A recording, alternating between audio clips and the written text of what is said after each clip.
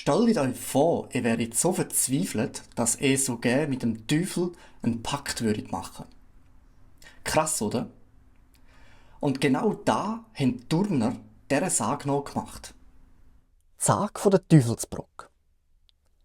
Die Schölene, auf Rätoromanisch La Scalina, ist eine wilde Bergschlucht im Kanton Uri, zwischen Göschene und Andermatt. Durch diese Schlucht fließt die Reuss, wo am Gotthardmassiv entspringt und ihren Weg über Luzern bis in den Kanton Aargau macht und so der viertgrösste Fluss der Schweiz ist.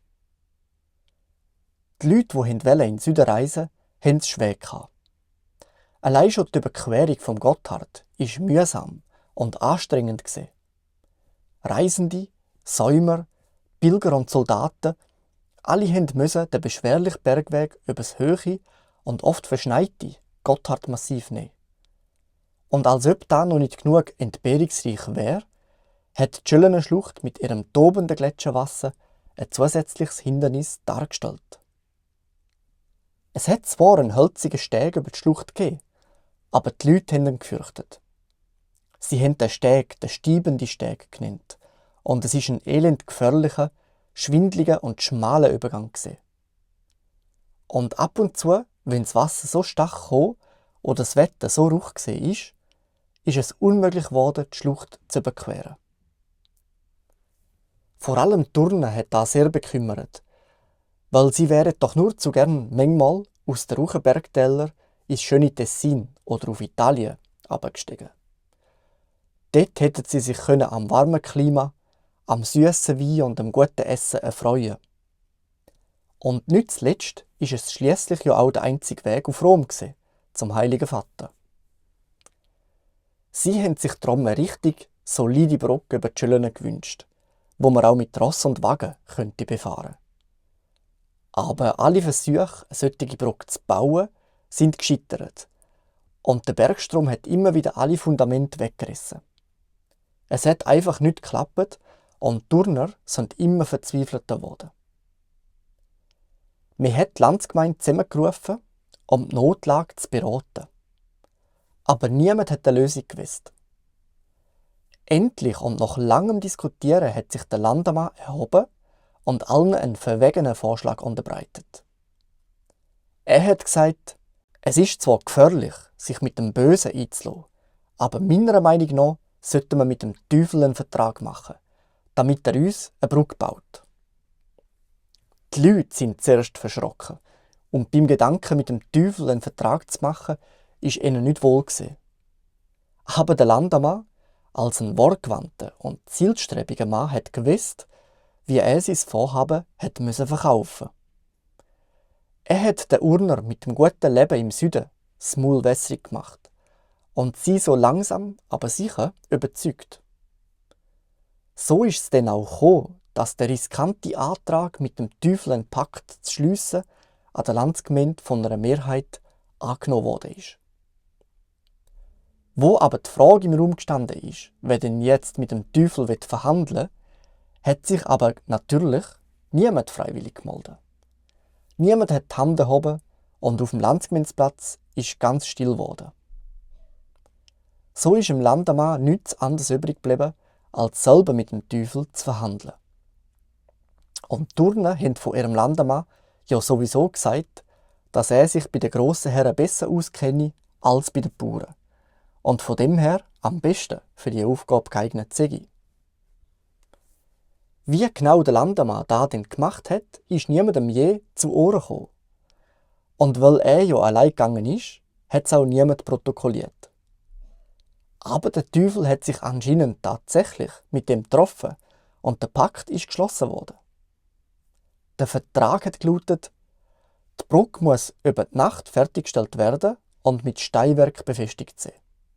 Der Erste jedoch, der die Brücke überschreitet, soll mehr dem Teufel gehören.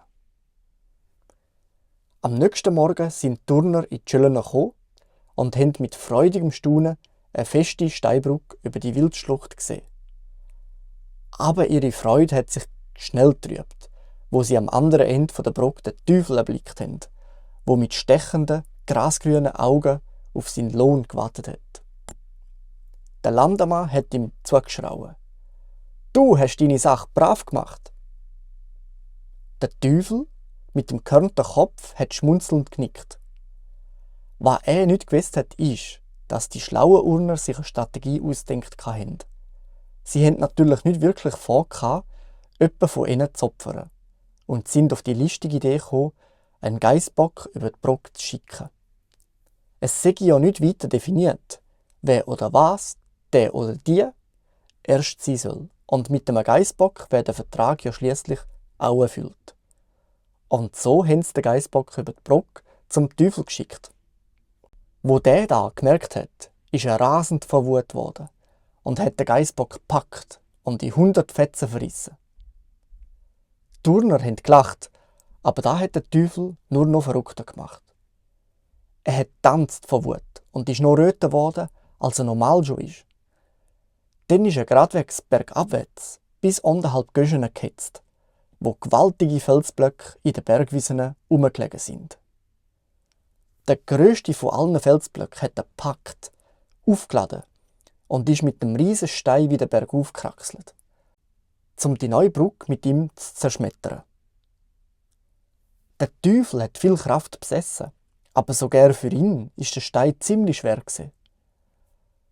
Wo er mit dieser ungeheuren Last und schwer schnaufend in Richtung Schüllen gegangen ist ein altes Mütterli dahergekommen. Der Teufel, der schon ein bisschen müde war, hat den Fels abgeleitet, um einen Moment zu verschnaufen. Wo das fromme Mütterli seinen Boxfuß gesehen hat, hat sie natürlich sofort verstanden, dass da der Teufel ist. Sie hat schnell das Kreuzzeichen über ihrem Kopf gemacht und auch gegen den Stein. Der ist dann auf einmal im Boden stecken geblieben und hat sich trotz allem Reissen und Lupfen vom Teufel nicht mehr vom Fleck wegbewegen lassen.